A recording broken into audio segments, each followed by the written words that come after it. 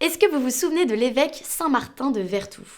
Aujourd'hui, on va prendre de ses nouvelles à travers la nouvelle légende de la ville engloutie d'Herbauges. Bienvenue à tous dans les chroniques secrètes de l'Ouest.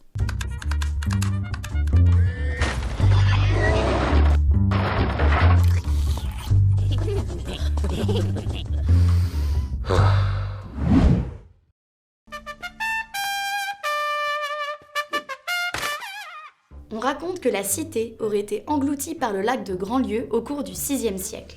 Autrefois, à la place du lac se trouvait une grande et riche cité. À l'époque, l'évêque Saint-Martin, il a pour mission d'évangéliser la ville d'Herbauges, une ville où pourtant la luxure et la débauche sont ancrées dans la vie de ses habitants. Ces derniers, méprisant Dieu et sa grandeur, n'étaient pas touchés par la démarche religieuse de Saint-Martin. Seulement 2 amoureux se convertiront, un certain Romain et sa femme. Une nuit, l'évêque Saint-Martin est réveillé par un ange qui lui ordonne de partir au plus vite par les eaux de la ville, accompagné de ses 2 convertis. La seule consigne à respecter, ne jamais se retourner sur le chemin, et ceci jusqu'au lever du jour. Aussitôt dit, aussitôt fait, les 3 protagonistes embarquent sur un radeau de fortune en pleine nuit, sans rien savoir de plus. Lorsque tout à coup, un bruit sourd éclate derrière eux. C'est alors que la femme de Romain cède à la curiosité, se retourne et se pétrifie sur place. Dans leur dos, la terre s'ouvre pour faire disparaître Herbauges dans des torrents d'une violence inouïe. Le lendemain matin, le jour se lève pour laisser apparaître une vaste étendue d'eau claire, sans aucune terre apparente. Herbauges demeure portée disparue depuis.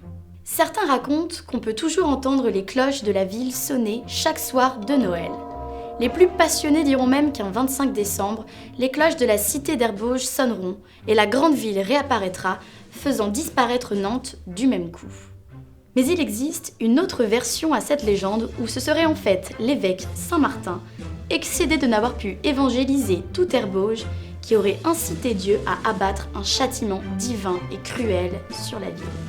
Dans tous les cas, Dieu sacrifia vindicativement tout être s'étant opposé à sa grâce divine. C'est une histoire bouleversante qui submerge l'esprit, vous ne trouvez pas?